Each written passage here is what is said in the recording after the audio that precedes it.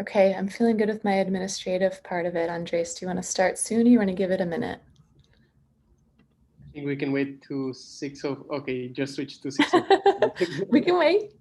You tell me. So we can start to make sure that we get through everything on time. So welcome everyone for Communities Without Boundaries, a workshop that will talk about a very ambitious project at El Punto.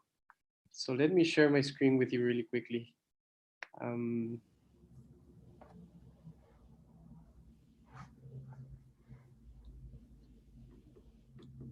Looks good. Looks good. So today we're going to be talking about El Punto, which is a new project that is being built at Ciudad Juárez. And we're going to hear about El Punto, the project itself, and why it's being built. We're going to hear about the architecture that El Punto has and all of the goals that the construction has. Architectural projects for communities as well, new construction materials and technology, and engaging students and academia with El Punto. Then we'll hear some closing remarks from professors from Tec de Monterrey. So we have a large amount of speakers today, so we're going to have a fast-paced meeting, and we're going to start off with Sandro Landucci, president of Levine, then Augustin Solorzano, which is the lead architect for El Punto, Griselda Curi, who is the executive director of the US, Mexico, and Canada Strategic Alliances, Mauricio Flores, architecture professor at Tecnológico de Monterrey, Campus Chihuahua, Brandon Clifford, associate professor of the School of Architecture at MIT, Emanuele Giorgi, who is an architecture professor at Tecnológico de Monterrey, also Campus Chihuahua, and Diego Grañena, who is the Dean of School of Humanities, Social Sciences, and Architecture at Tecnológico de Monterrey, Campus Chihuahua. It's worth mentioning that this is all possible because Cecilia Levine put us all together, and she is the brains behind the whole holistic approach to El Punto. So thank you so much, Cecilia, and I'm looking forward to hearing from all of our speakers today. Just a logistics issue, we're gonna have a Slido link, so you guys can post your questions over there.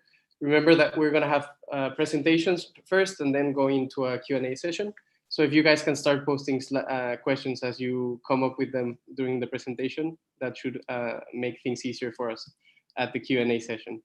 So with this, I pass the mic to you, Sandro.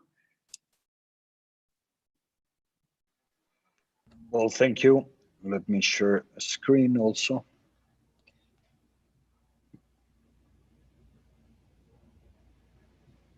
Okay. So, well, thank you everyone for being here. Thank you for the invitation. So here we're going to talk about a project that is developing and that it's, as we speak, it's not a finished project. And it's not a project that is already being or built or even in the phase of producing an executive project. It has been a project that has been developing for many years now, in which we first thought of how to address a problem that was happening in the north frontier of Mexico, in Juárez, which for many years has been a place where the violence of Mexico has been flourishing, unfortunately, and it's being a communication point. No? So this project was first thought as how to address a problem in a city where for many, many years, people from all over Mexico have been transferring for two reasons. Sandro, first, we just see black now. We don't see a slide yet. Is that correct? Oh, no. So yeah, let's check your screen share. Let me check, resume share. Starting is supposed to be. You might want to do a stop share and then share. Okay, yeah. Let me redo this again. Sorry. No worries. Great. We see El Punto Y. Now you have El Punto. Perfect. So, as I was saying, during many years, but now I cannot change the. Okay. So for many years, Juárez has been in the north part of Mexico, a place where many people from Mexico move to find different opportunities. One of them is because there is in El Juárez a very big manufacturing industry which creates jobs.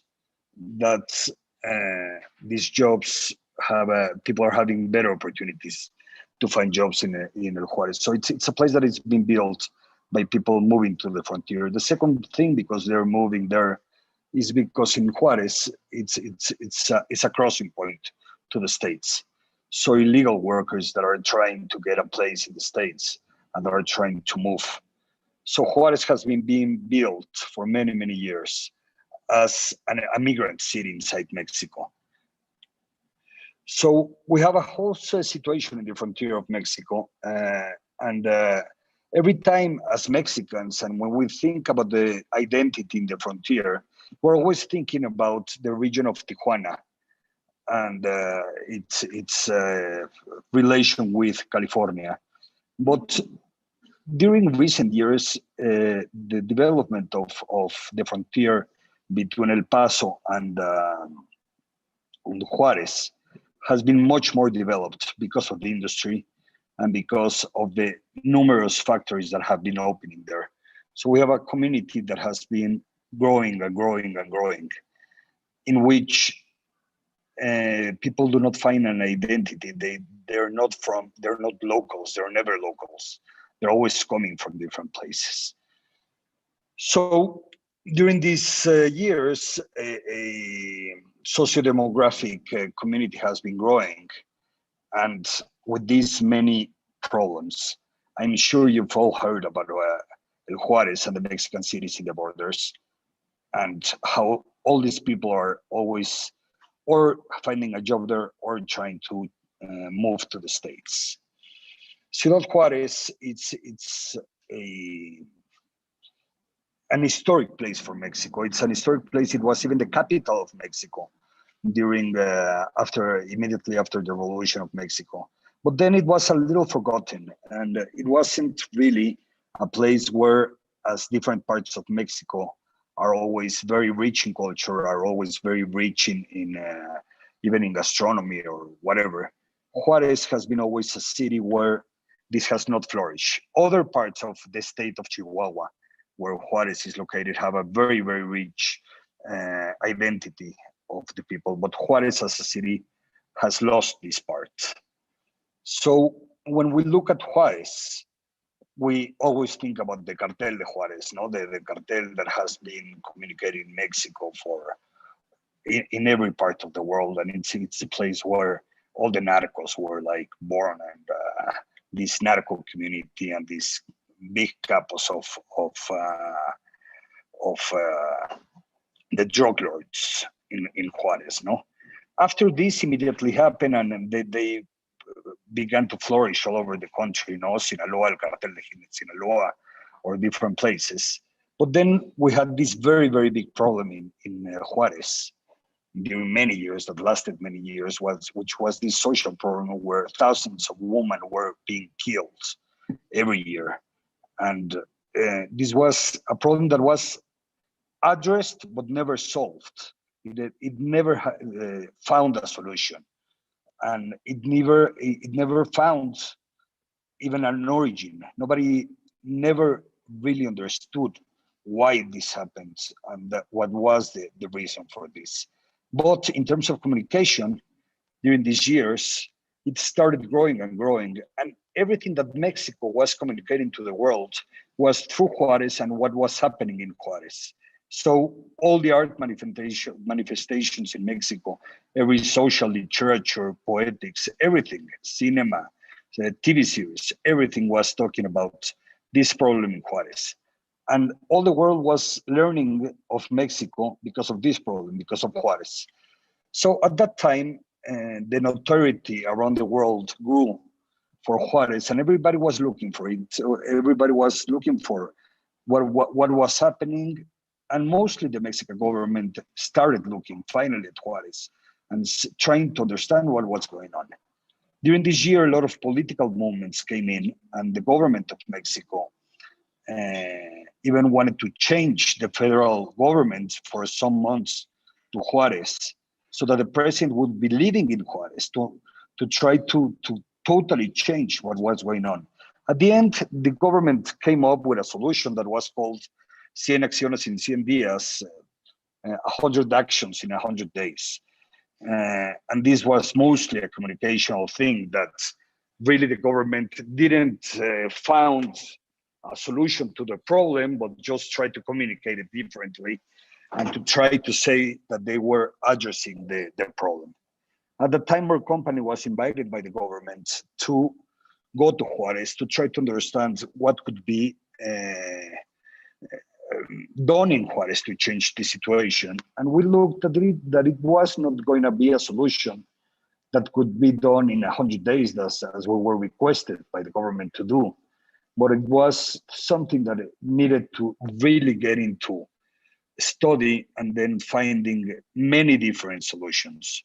And one of them, we thought, is to give Juárez a public space where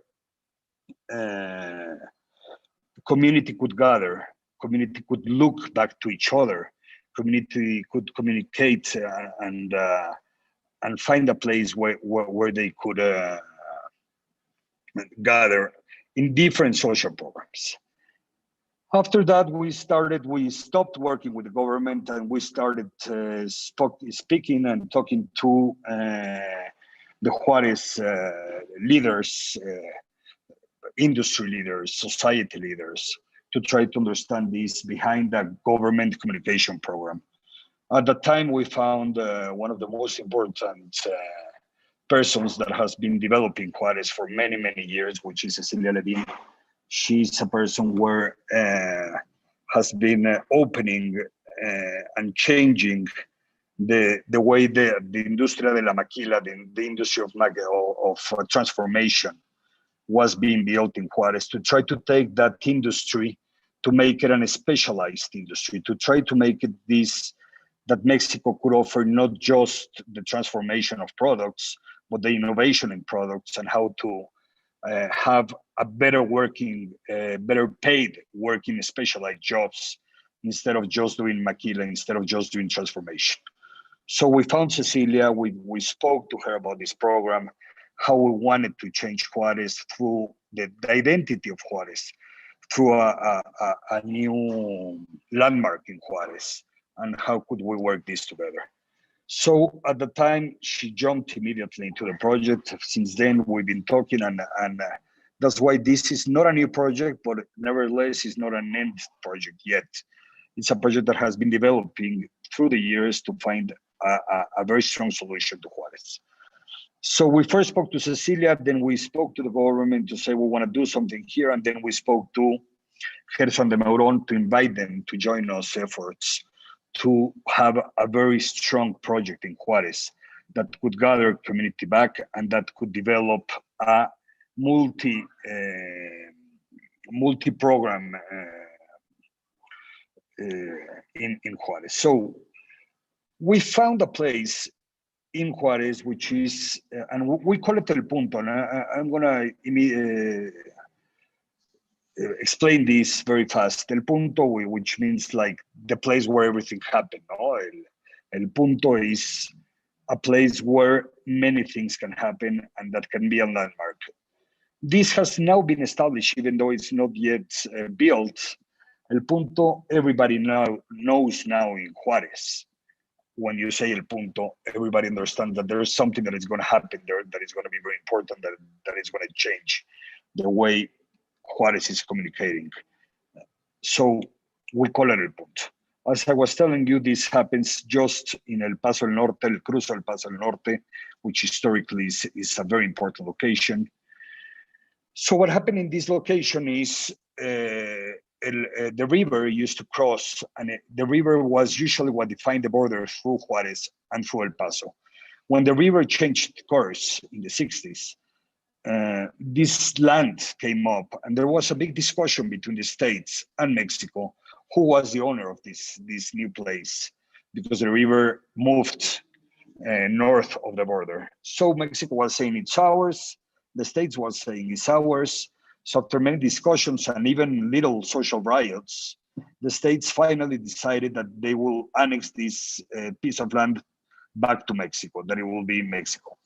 This historically is important because it's the first time in the history of the United States that it is not annexing a piece of land, but leaving it to a different country. And this is not a very big piece of country, but it's historically, there's even songs in Mexico that talk about El Chamizal. And so what happens in this place is that El Paso and Juárez now share this piece, this park that has been abandoned for many, many years after these riots came in and everything, and Mexico annexed the piece of land, then it just stayed there. We took exactly the little point, the little left point of El Punto, which is right on the frontier between Mexico and the States. So that's the place we were fighting to get back from the government and have it given to our to the non-for-profit that we created to build up this place. Finally, after many years of negotiations with the government, and after having a strong project to put in, we now have this piece of land that it will get developed. This piece of land shows itself, as I was telling you, just in the middle of the center of Juárez and in the center of El Paso. And what happens in this situation, contrary to other places in the border, is that both of the centers look at each other. They're always looking at each other. They're always, so we want this place to be the first thing that you see when you're in the States to Mexico. The view they have right now is the view you see to the right, and the view that Mexicans have to El Paso is the view that you see in the left. This is the center of Juárez. This is the center of the El Paso. As you can see, it's a very contrasting reality, and they look at each other every day. So the differences are always, they're always patent, are always very hard to live into this reality and into this situation. So we need to change this, and we need to change this by putting in this strategic location where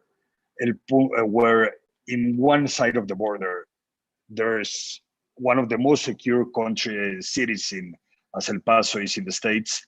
And on the other side, just a few meters after, is one of the most highest criminal densities in the whole world. No? So El Punto will be the house of many different social programs that other of my friends that I will be talking will address each of the points, or each of the programs that we want to have there. And so this is the whole park of El Chamizal. This is where El Punto will be done, because now the government is looking at the area, and now the government is saying they will do a whole project around El Punto that will get the whole area back, densifying, having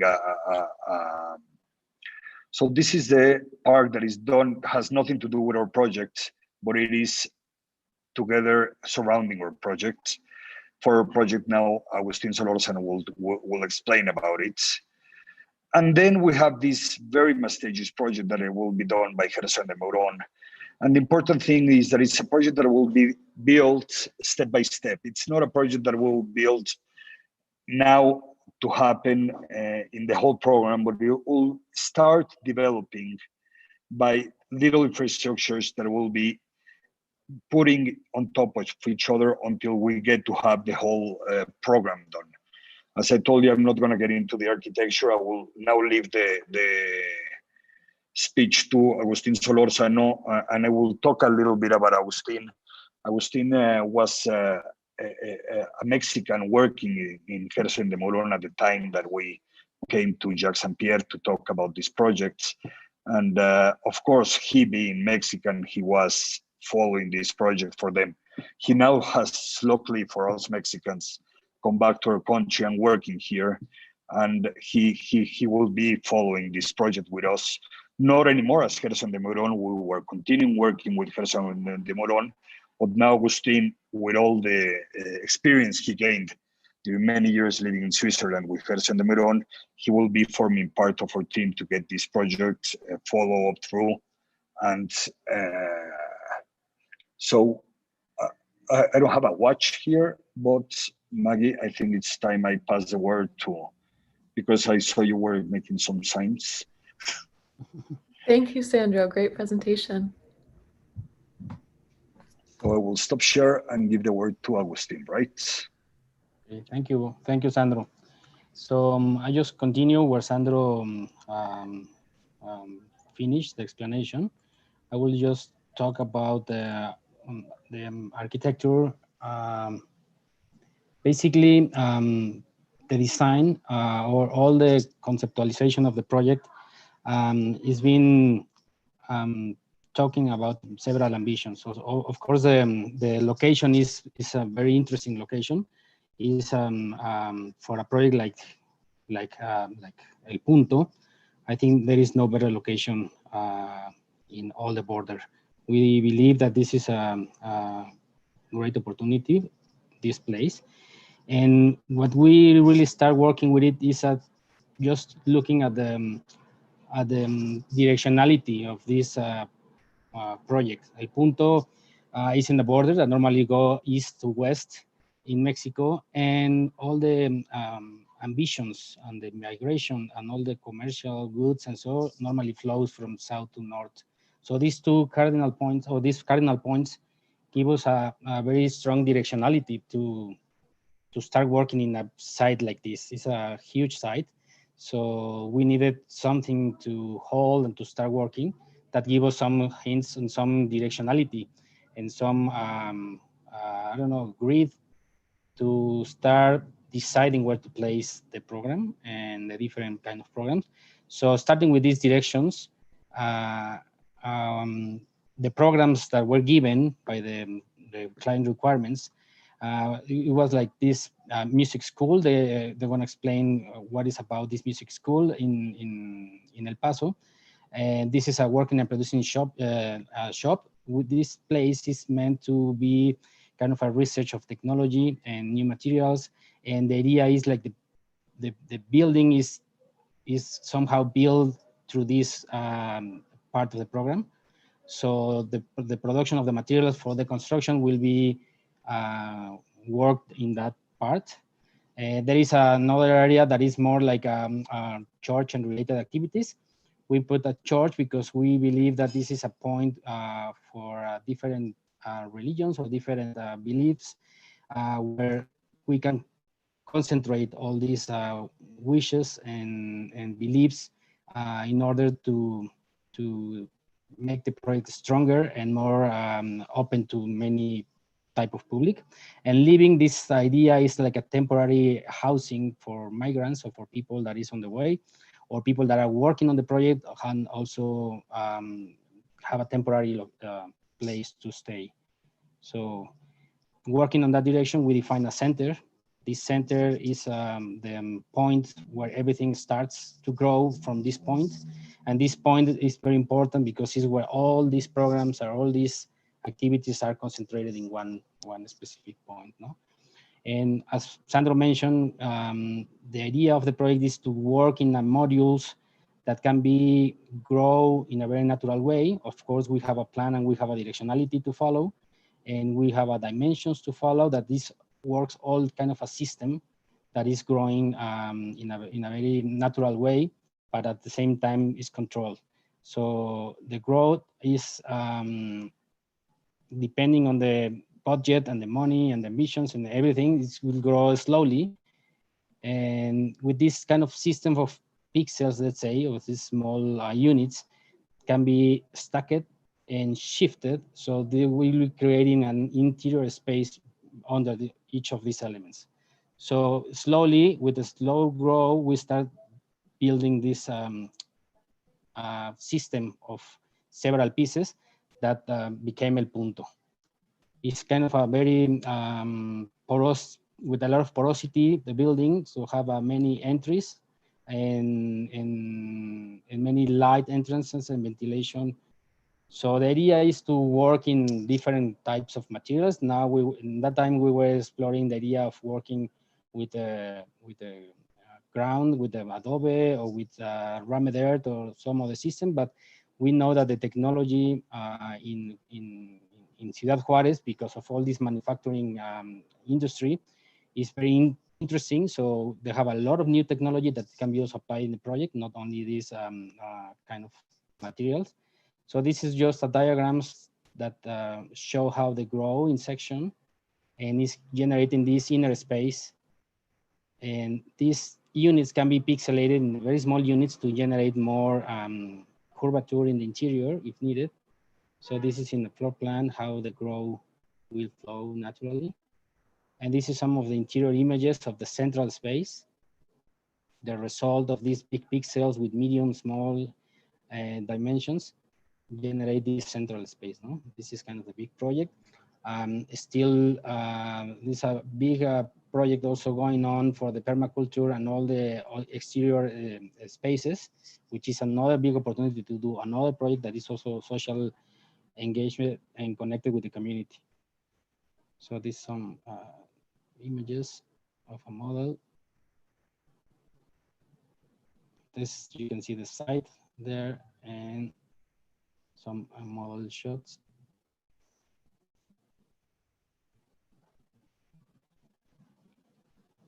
So you can see the scale of the building there.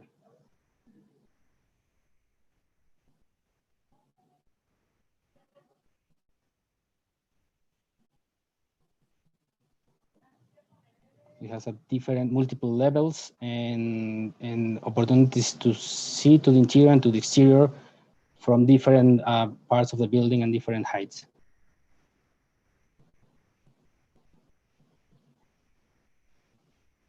So the project is now in a schematic design phase. In order to continue with this project and developing the project, is necessary to have a more clear idea on the materiality and the structural systems and so. So we're working in collaboration with different institutions like Tec de Monterrey to research all these materials that we will not talk later about that. But this is generally the presentation. These are some references of this kind of stacked in New Mexico that are made with adobes and rammed earth. And these are more or less a process of exploration, following the idea of this system of two directions with the cardinal points. And the result at the end is what you saw before. So thanks. Beautiful work.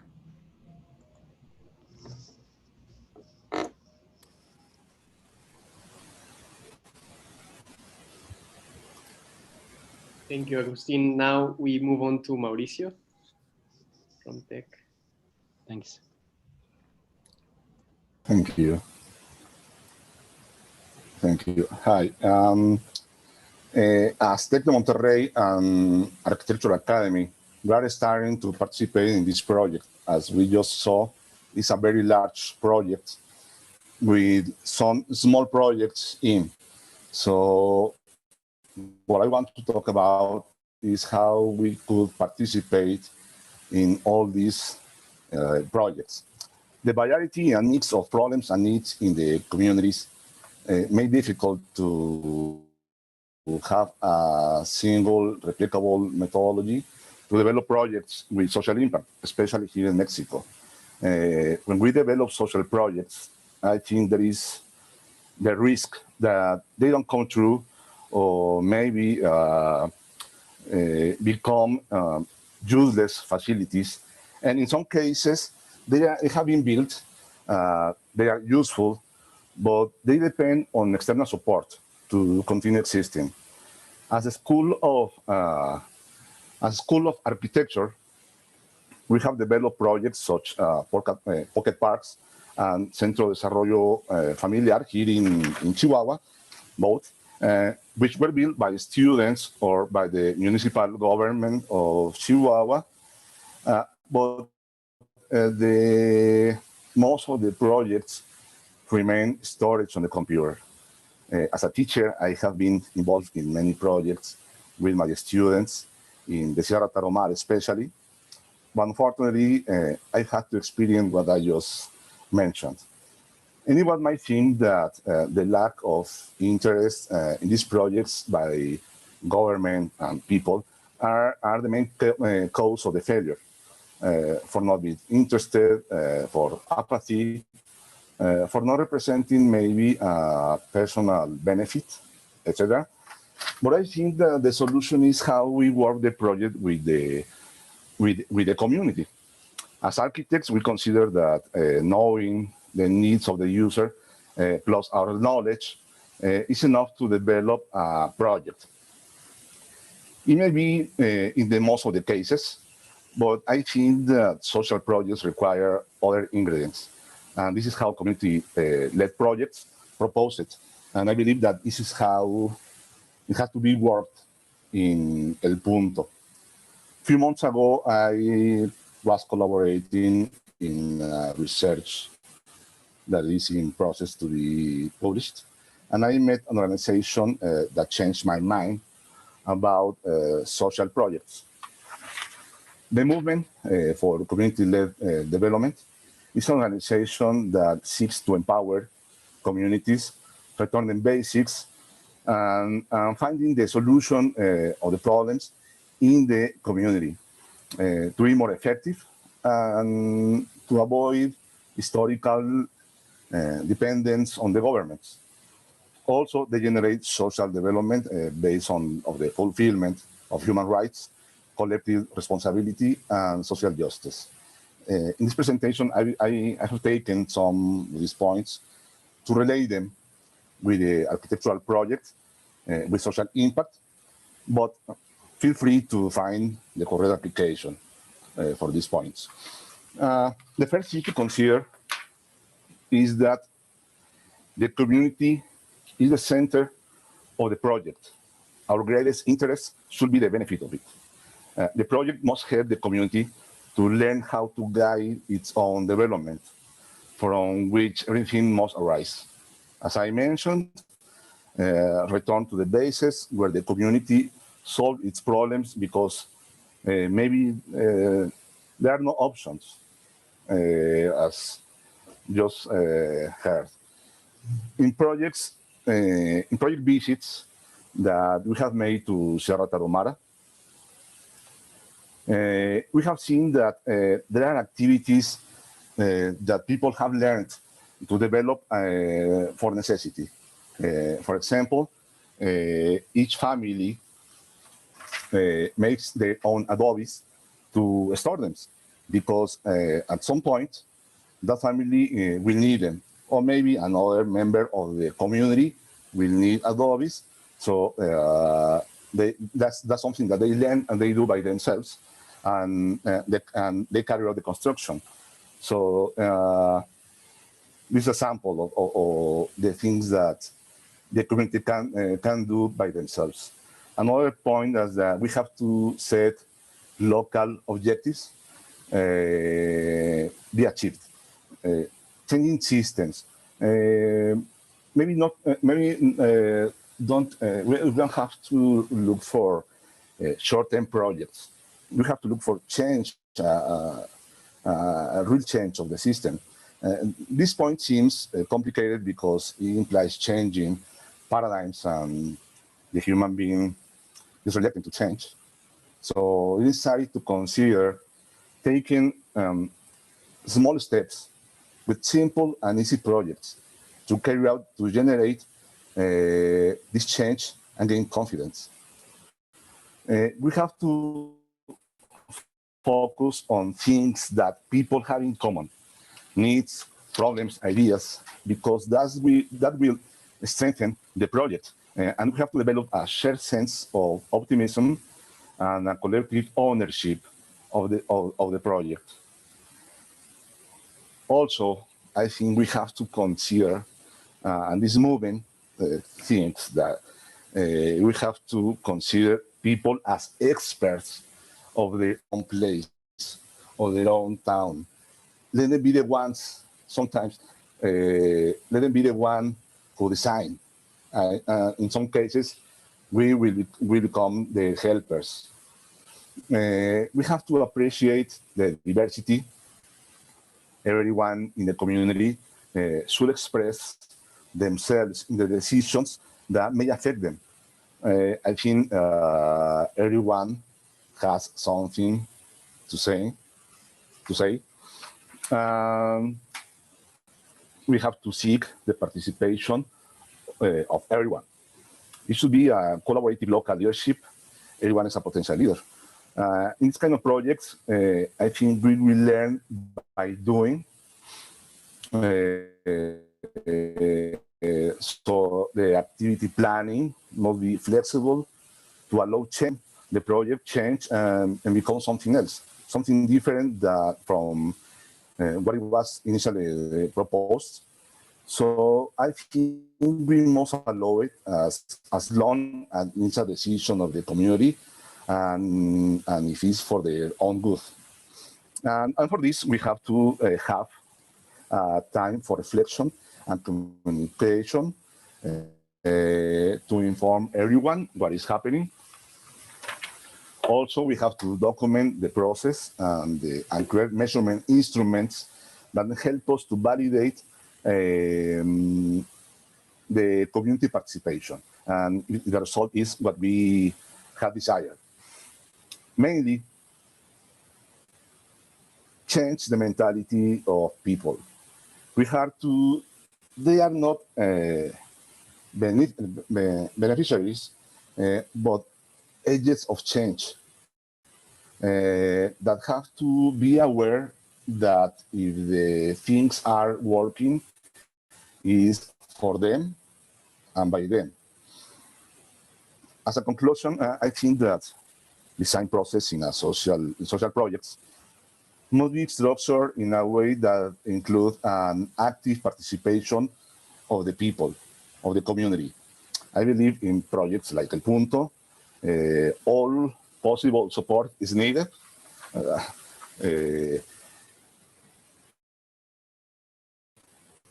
For construction, for implementation, such as local and federal governments, companies, associations, society, schools. But I think the community must be allowed to lead the project. That's it. Thank you. Thank you, Mauricio.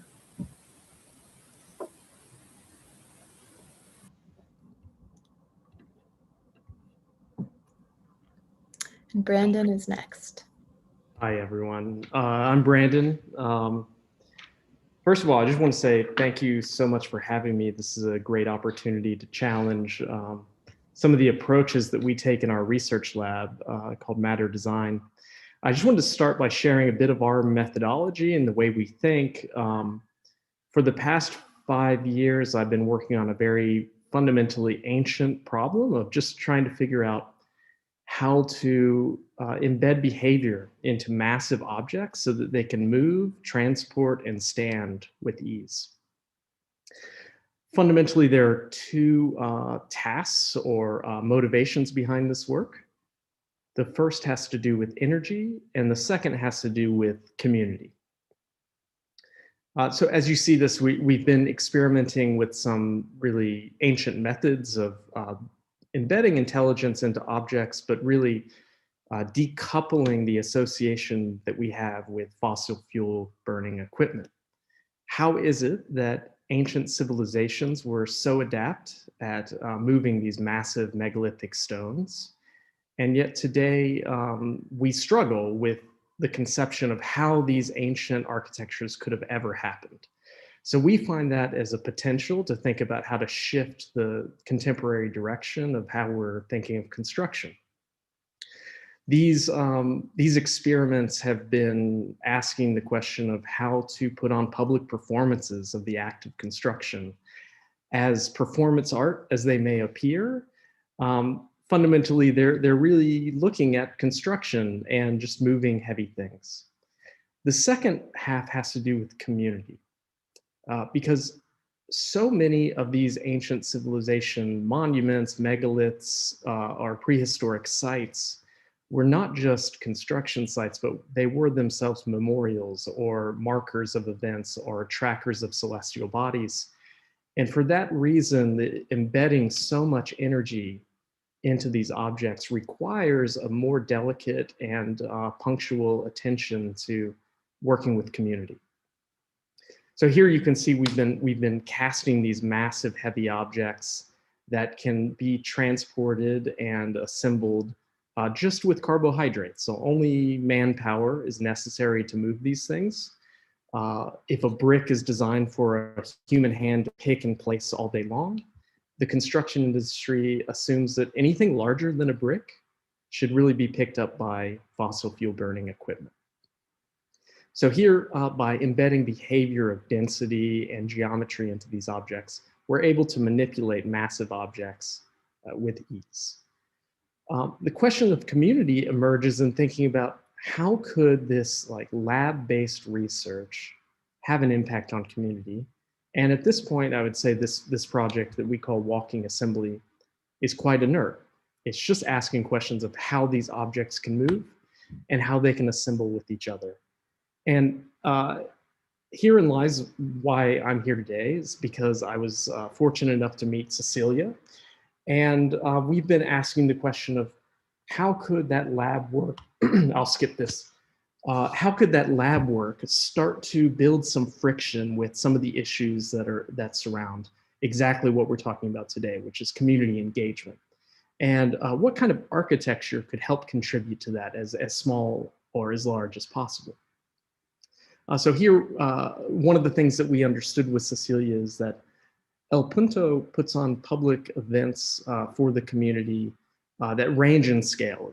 They range in scale from a small gathering of people to a massive grouping of thousands and thousands of people for performances.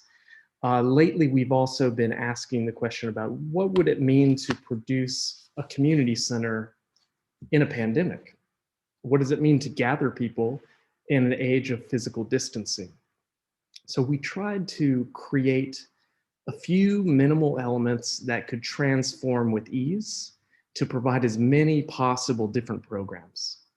And here you're seeing a few plans of the exact same elements, just transforming, rotating to accommodate these different programs that El Punto could put on, or also starting to think about what kinds of programs this could generate, or new kinds of spaces that radiate out from these massive objects.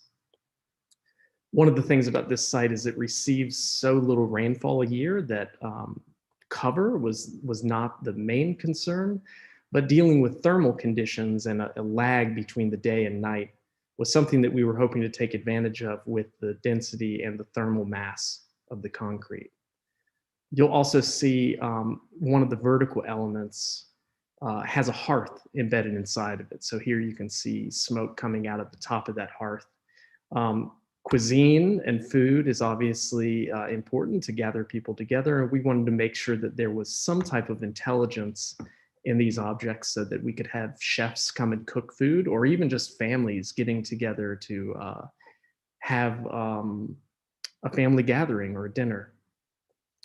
And one of the questions we were asking ourselves is, how could we design a space that would serve as a blank canvas to invite artists, social programmers, or other community engagements to think about how would you use this space? And that's why we're calling this prototype Aki Aki. And I'm really hoping we get the opportunity to see what kind of impact this could have, because it will challenge our own approach to architecture. And thank you again for having me today.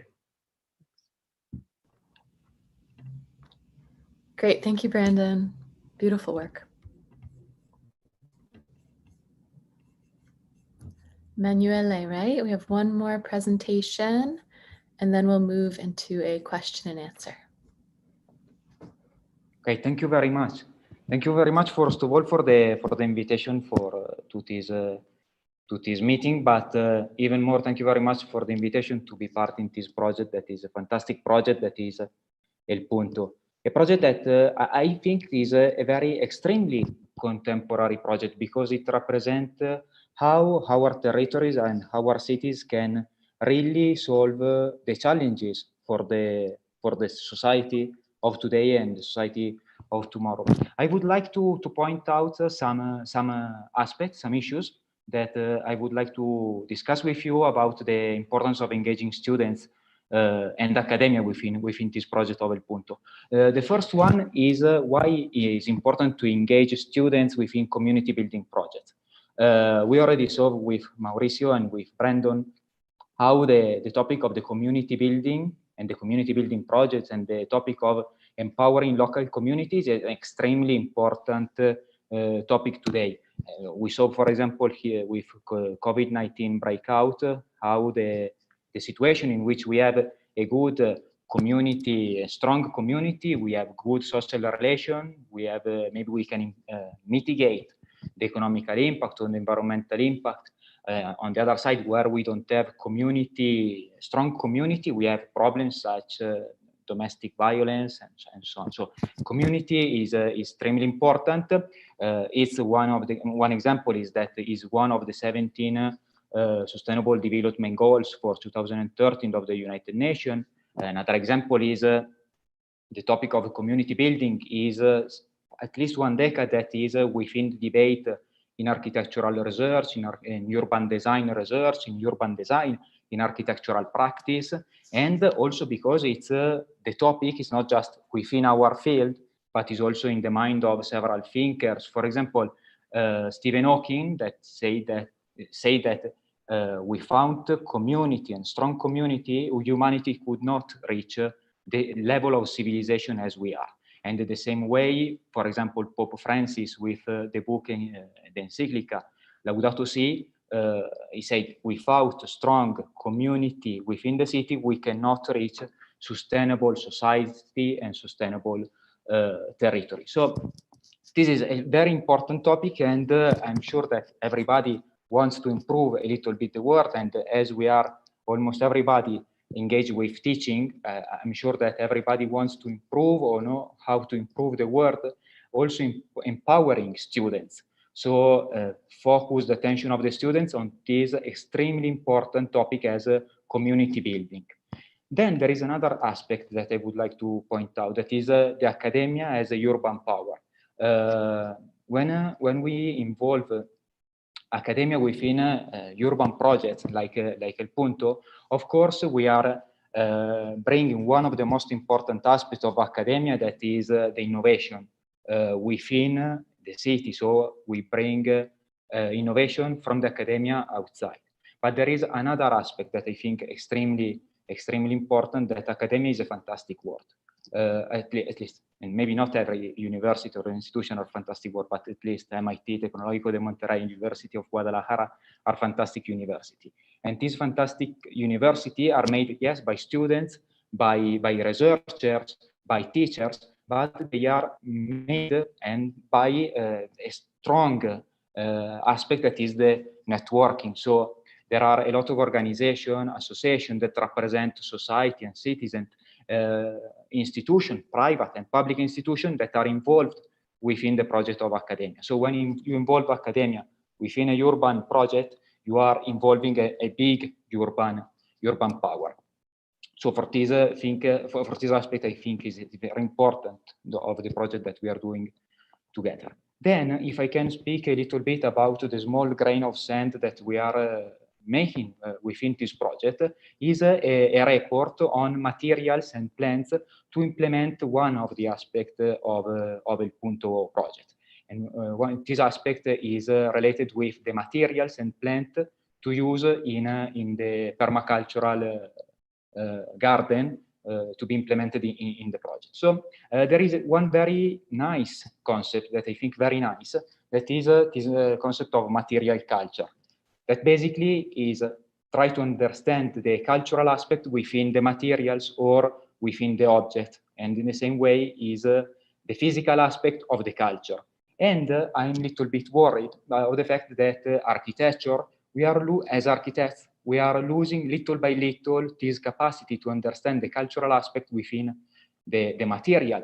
We are losing a little bit the capacity to know and to manage the properties, the behavior, and the characteristic of the materials within the project. And this is visible in the bad quality of urban spaces, of several buildings, and so on. So on one side, I'm really happy to work within this project with this topic of studying the materials. And we saw with the previous presentation of Brandon the importance to think about materials and the impact that materials can have on the community.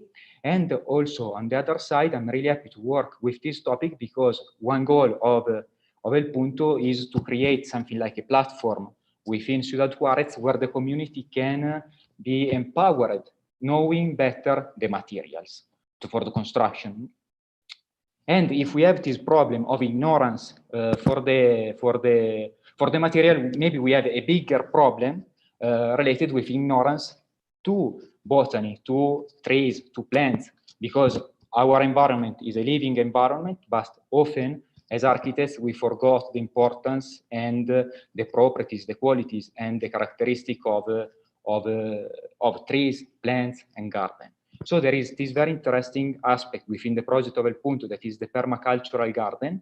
That is a good opportunity for us as teachers, students, to study about this topic, but also the empowering of the community thanks to this garden of permaculture. Actually, permaculture is a very nice concept, but also a very nice name, because within the permaculture we have the idea of culture. Actually, in Italian, when they translated permaculture, they used not in permacultura. Cultura means culture and is not related with agriculture. They are two different words. So it's very strong, this topic of culture. And basically, permaculture is a conscious design to reproduce natural schemes. So if we want to reproduce natural scheme, and we have to understand nature. And if we want to understand nature, I think is the most important challenge that we have as society nowadays, to understand where we have to go. And if with all these four aspects, let's say, I'm sure that El Punto is a very strong opportunity for Ciudad Juárez, but also for Mexico, to be able, as a society, to rewrite an environmental alliance in this time of changes. I took the freedom to point out just 4 aspects, and 4 aspects I related with 4 sustainable development goals of the United Nations. But if we check all the 17 goals of the United Nations, I'm sure that it's like that. We can find that all the 17 goals are related with El Punto, and on the contrary, El Punto is related with the 17 sustainable goals. So I think if we can transmit this message to our students, we can make a fantastic job, as El Punto will make a fantastic job in the city of Ciudad Juárez. Thank you very much. Thank you so much. Okay, to our audience, we've heard a lot of information. Some of you might have known about the project before. Some of you are just hearing about it. You might have a question about the project as a whole. We can throw it to all of our speakers, or maybe you have a question for just one person in particular.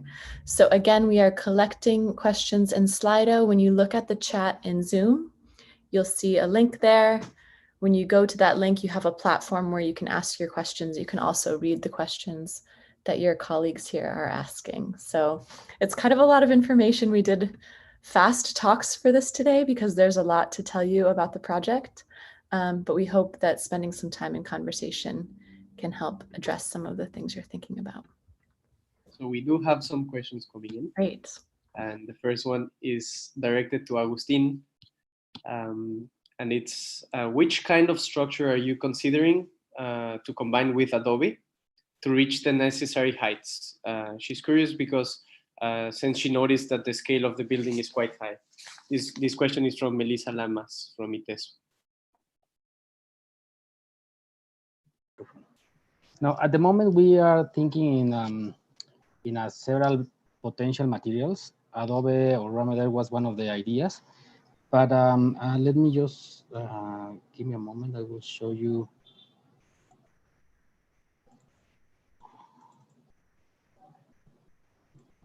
One moment.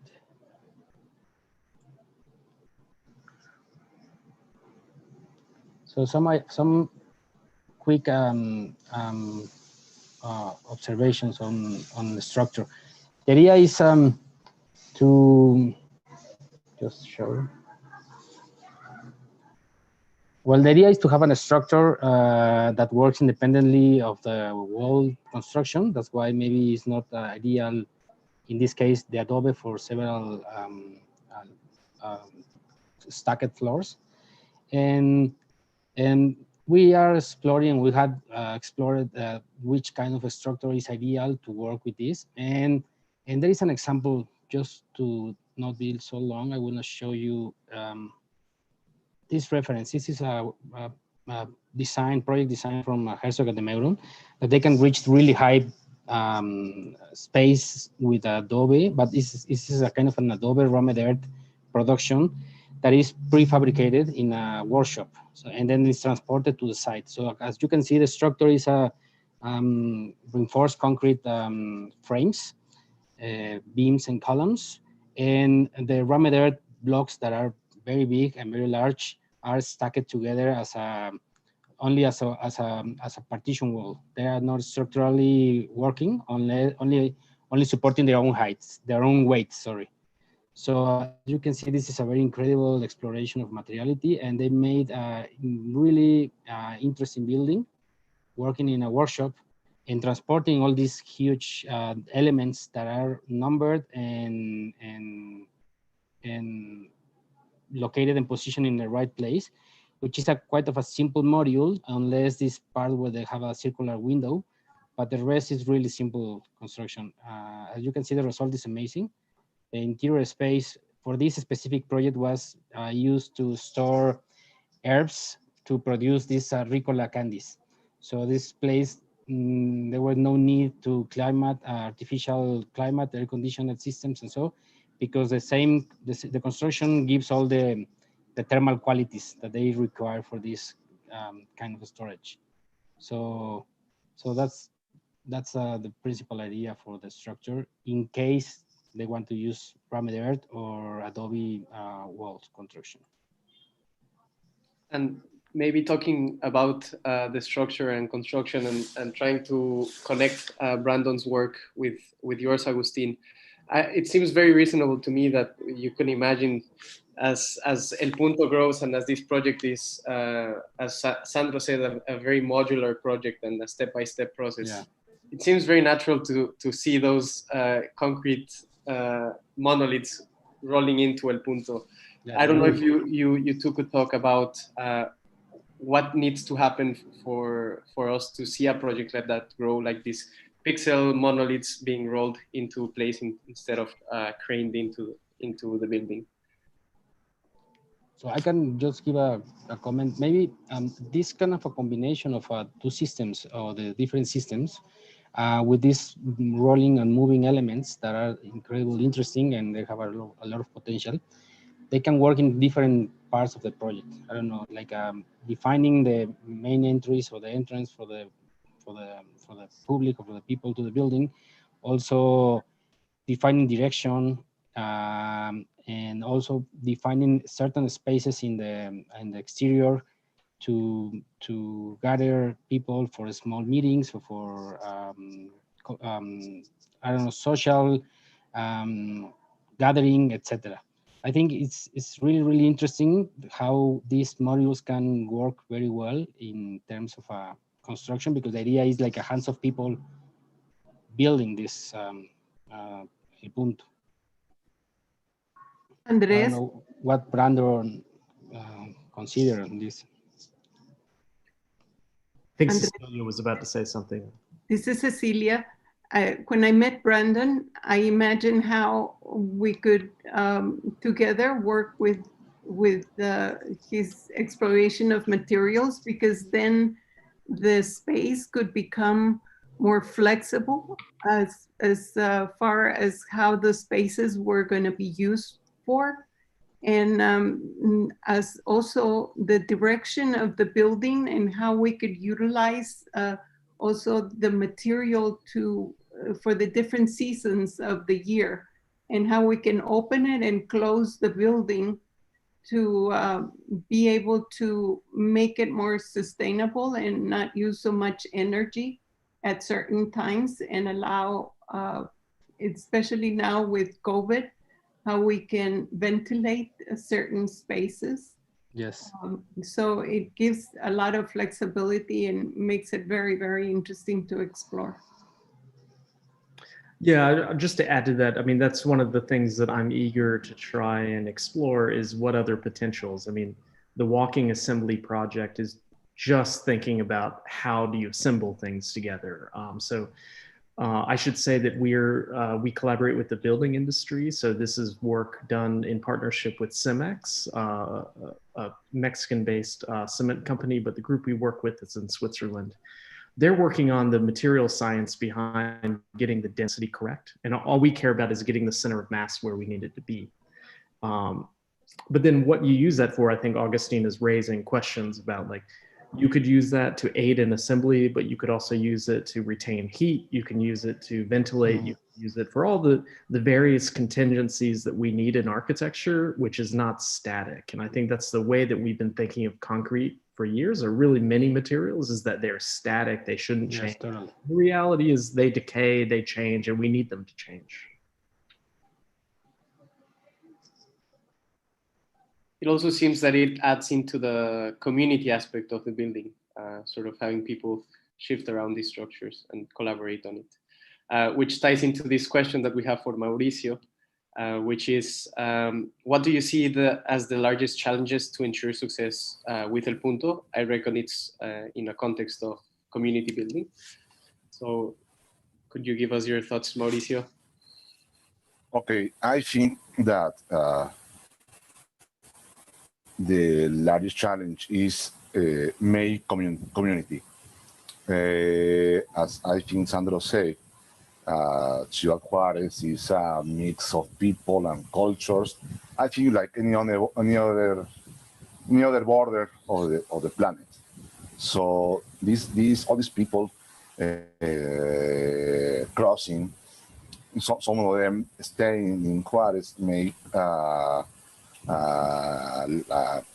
large mix of people. So I think the problem will be how we can make a community so the people to find similar topics of the people, similar issues, benefits, problems, I don't know, to find something that relates them, all of them. And I think if El Punto can make that, I think that would be great for Ciudad Juárez. But I think the answer will be make community. Awesome. So, Sandro, if you could add to that, when you were presenting, you were talking about the step-by-step process, and this is a long-term project.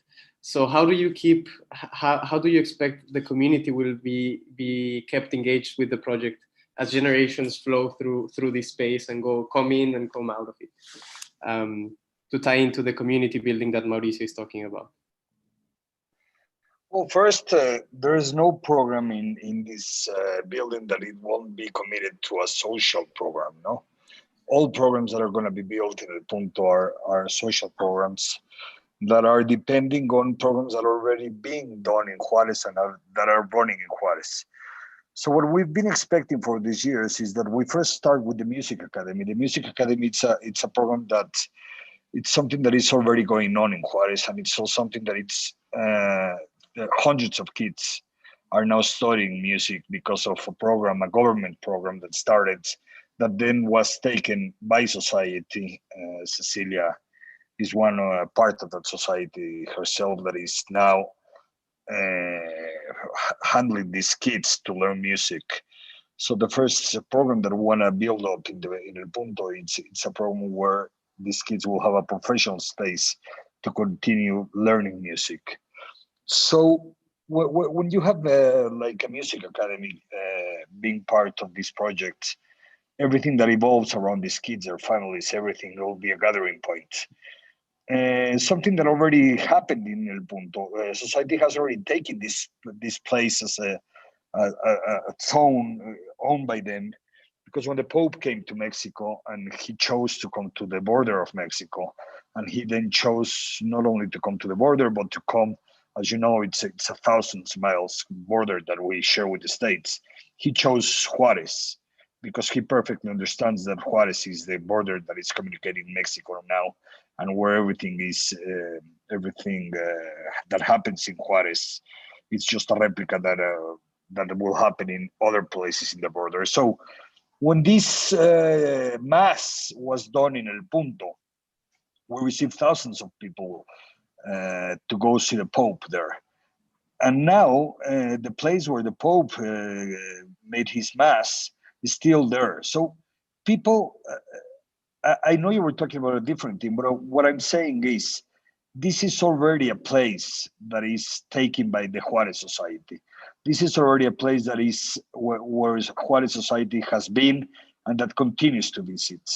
And there's great expectancy to everything that will be built. So it will be easier after all these years of work, of hard work in El Punto, just to accomplish society still being there. The other major thing is when you talk about building a church or that it's of course one of the biggest programs in El Punto. Mexico is gathered by the church still. No, when you think about a country or about a program in Europe where a city wants a new program being built, they're thinking about museums, they're thinking about cultural centers, theaters, orchestras, whatever. In Mexico, in a place like Juárez, people will gather because of a church, around the church and around the church-related programs. So this is a place where, as I was telling before, every one of the programs is to have the Juárez Society come to a public space where they will come back to look to each other. This has been lost because of the violence. This has been lost because of people do not look anymore to each other because they're close in their houses. And with this pandemic, it's even worse. No, people lost this interaction in a place where there's no public space, where there's no parks, and now there's not even places to go to school or to work. So how to have a society living together if they don't even look to each other, if they don't even find themselves walking in the streets. Nobody walks in the streets in Juárez. This is something that just does not happen. So the soul of this project is to have the community together and is to be a place where you gather community. Then, of course, we will involve them in how the programs are developed, and every one of the programs is just a response of what people are looking for.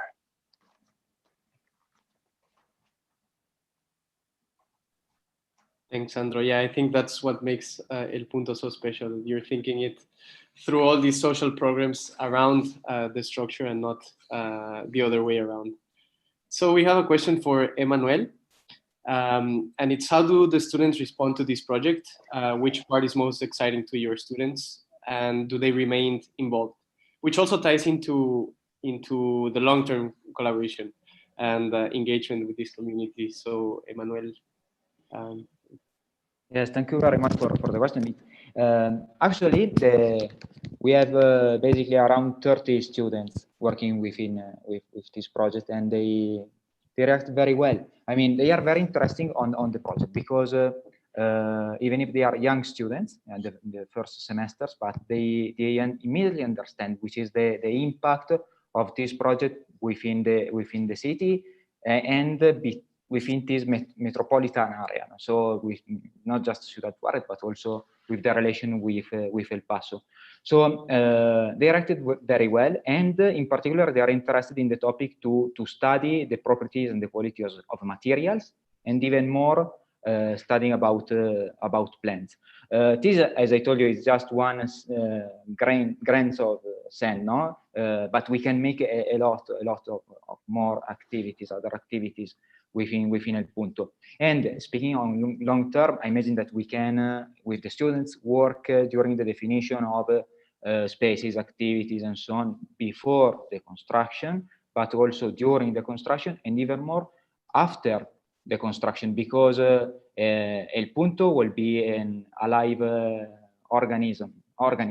So it will be alive for a lot of years. And this topic of work with the community, involving with the community, within these activities, I'm sure that the students should have to participate within these activities, and it will bring benefits for the students, for the community. Thanks, Emanuele.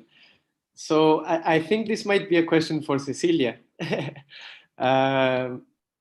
but anyone feel free to answer. I just think Cecilia is the most savvy for this one, and they're saying for El Punto has both world-class architects, world-class professors, and also community members working on the project.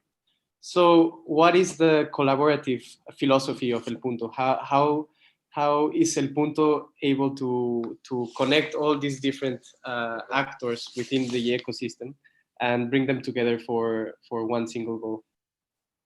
I think the most important thing to recognize is that the El Punto will house world-class children that are already, after 10 years of being in a music program, some of them have achieved world-class recognition.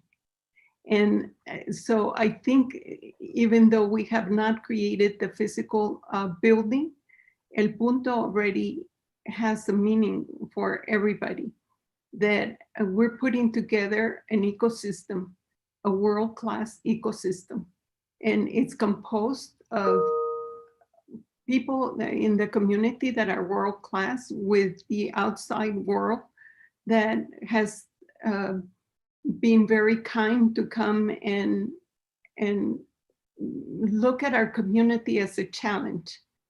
And we're trying also, as a community, trying to show the rest of the world that yes, we have great challenges, but with opportunities, we can turn the community into a world-class community. We see it in the industry. Ciudad Juárez has a world-class industry, but nobody knows it.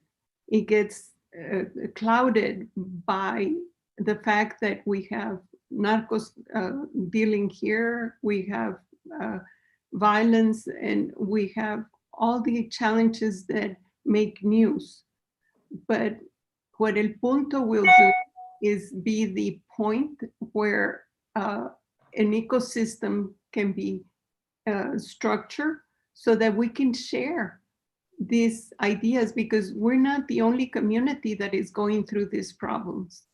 We look in the United States, we look all over the world, and we're addressing some of the problems that other communities can use our experience and model it. I don't know if I answered the questions. I think you did, Cecilia. Thanks so much. And one question for Brandon Clifford.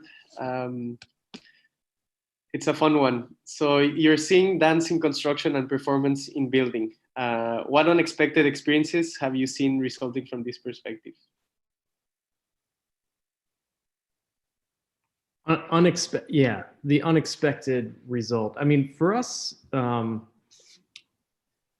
we became really entranced with this idea of convincing a construction company that we should separate this boundary that exists between construction and occupation.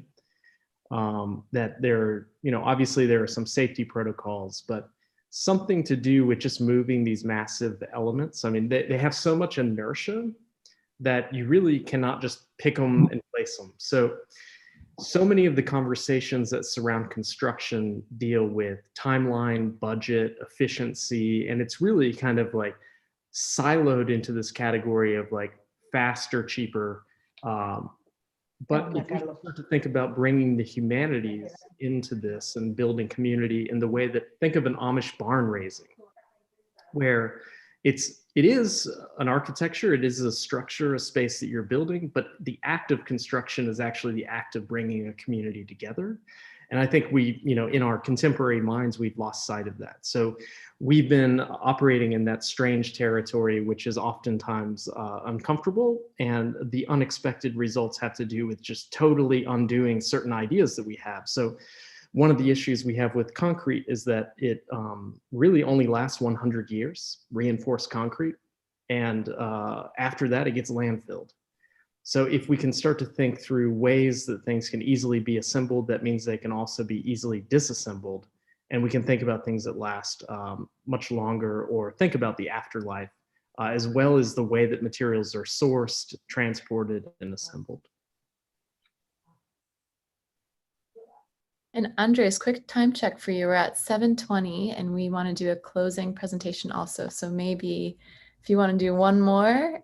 I'll do one last question, and it's just, I think it's for Sandro, which is when does this project start construction, or when does the project start itself?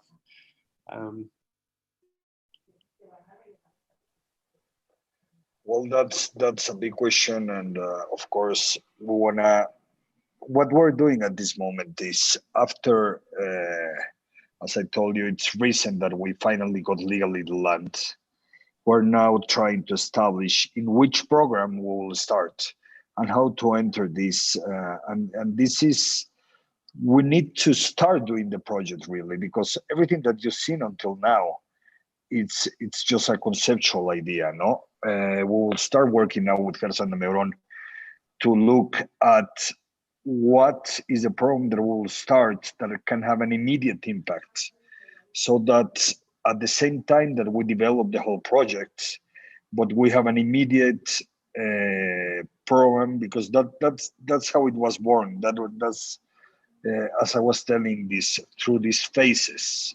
So I cannot tell you exactly the dates, but I can tell you very soon we'll start working for an immediate appropriation of the land itself, in which society can now start visiting. And this will be done from very simple steps, from permaculture projects and landscape. But physically, we need to start working on the building itself. It's not easy just to start, because it's so ambitious as a project. It's ambitious in terms of, we want to do a research on the materials, and the materials itself have to be something that then can be produced in Juárez, not only for this project, but for other projects. So we don't want to lose the soul of the project just by starting working. We'll do everything in due time. There is, as you can see, a big team working on this project, and so I will not tell you an exact date, but I will tell you that we will very soon start seeing changes in this public space. And I guess that, in a sense, as you've said, the project has already started. So we're seeing the Music Academy already having some interesting results, and all of the social programs starting around El Punto, around the idea of El Punto before construction has started. So I think that's very valuable as well. So I think we're gonna go into Diego's final presentation. Thank you, Andres. Ladies, gentlemen, thank you very much for joining us this evening. Tecnológico de Monterrey is proud of this alliance with El Punto. Thank you for your welcoming on board, Cecilia Levine. We are thrilled because, just like you, our institution is committed to the idea of transforming the lives of thousands of people who have been and continue to be agents of change in their organizations and communities. We want to join forces to fight extreme poverty so that everyone, everywhere, can lead a life of dignity and opportunity.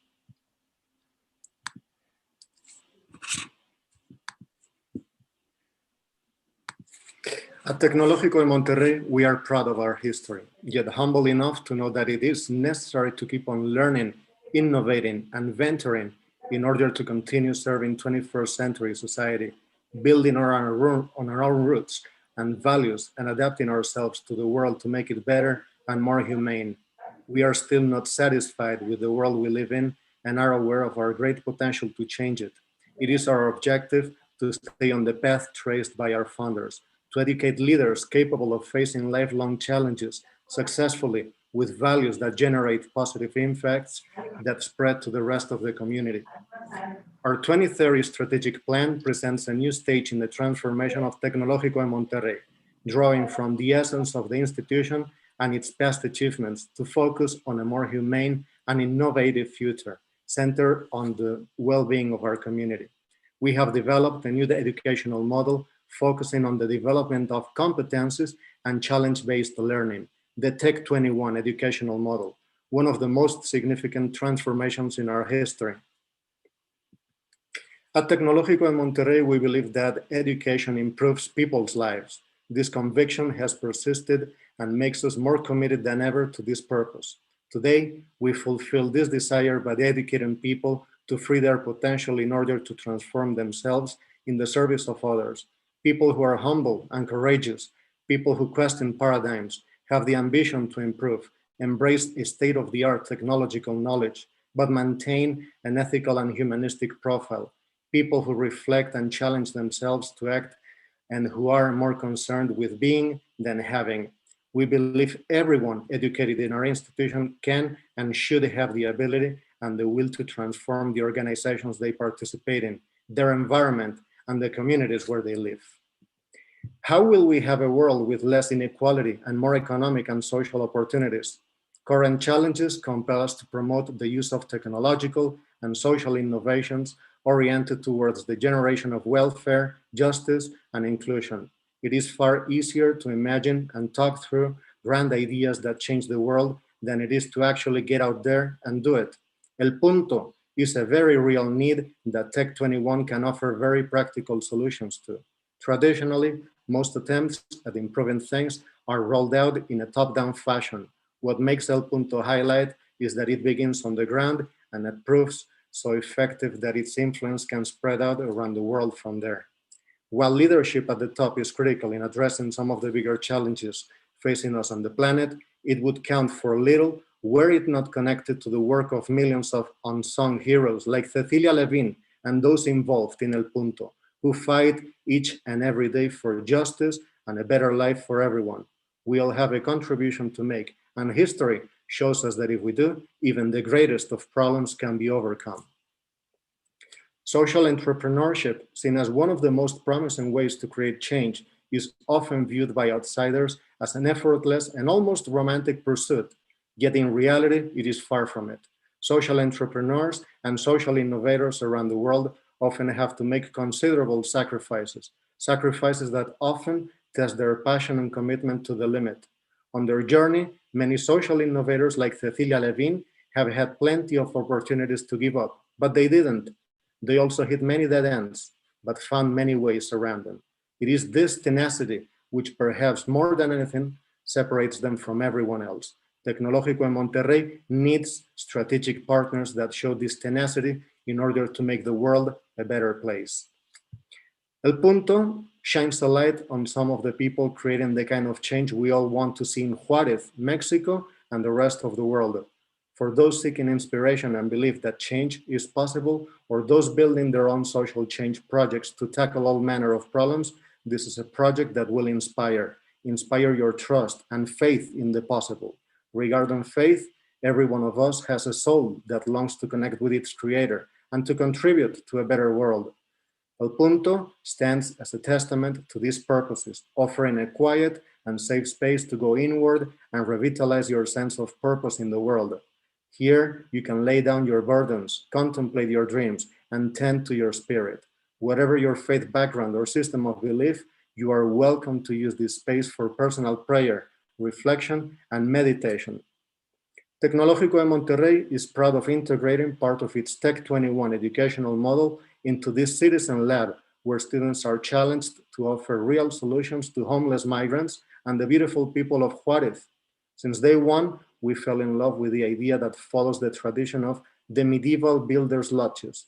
We are positive that our academic participation will play a crucial role in the construction of the complex. From the School of Humanities, Social Sciences, and Architecture, we are eager to implement training units such as Transformation of Contemporary Mexico entrepreneurship and technology for the transformation of Mexico, technological tools for the social sciences, photographic techniques and discourses, human factors, research methodologies, formal representation of space, and cultural imaginaries of Mexico, among many others.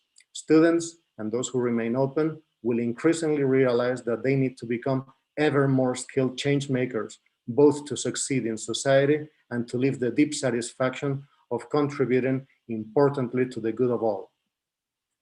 While some years ago we embraced the concept social entrepreneurship, we are currently drawn more towards the term social innovation, since it doesn't imply the application of business skills or practices to the initiative. El Punto has become a strategic partner that believes in our vision, which proposes leadership, innovation, and entrepreneurship for human flourishing. The new environment requires leaders who dare to take risks and are capable of utilizing resources to make their vision a reality. What is needed is ethical and conscious leadership that considers social impact and can inspire people to pursue a common vision that helps them find a transcendental purpose for their life. We promote leadership that puts itself at the service of others, with empathetic leaders capable of making their organization successful. In a world in which knowledge is created in an exponential way, it will be necessary to have the capacity to generate knowledge and implement it to find practical solutions that improve the quality of life of people and the planet. These solutions will require creative individuals capable of understanding a complex reality, of reinventing themselves and their surroundings. Human beings have a great capacity to develop and grow. We need to create tools that can bring about the desired development of each person in every dimension of their life. The conscious development of people seeking their physical, intellectual, emotional, spiritual, and fulfillment for a positive impact on their environment and society. To fulfill our vision, we must be unique and have long-term sustainable characteristics. We need to continue to build on what we already are in order to create what we want to become. To obtain this, we have determined 4 key differentiators on which to focus our efforts as an institution. Thus, we will channel all of our energy towards projects such as El Punto that will bring us together to consolidating these features of organization. Maybe this is the time to talk about the moment we are in the world right now, because this workshop is not just about the city lab in Juárez, but a demonstration of the world we want to see. While many individuals who pull strings peddle despair, division, we offer some hope and unity. While those individuals demonize the other, we enlarge the concept of neighbor and neighborhood. Thank you very much.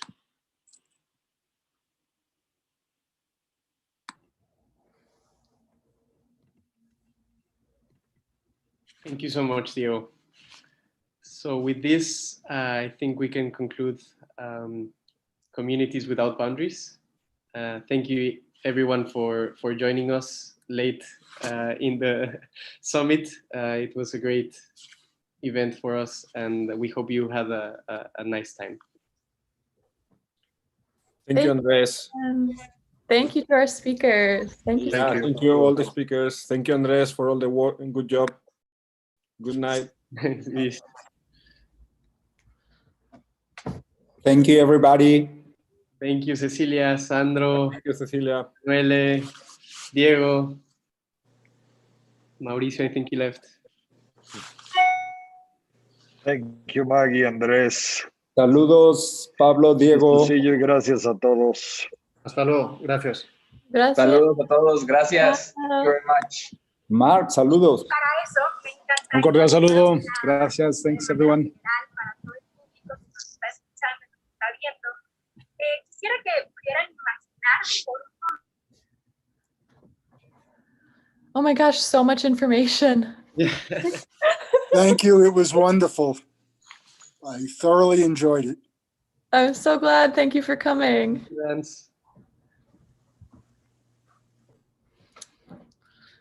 Wow, we're so busy. So much information. That was awesome, though. Here, let me stop the recording. And the live stream. Stop the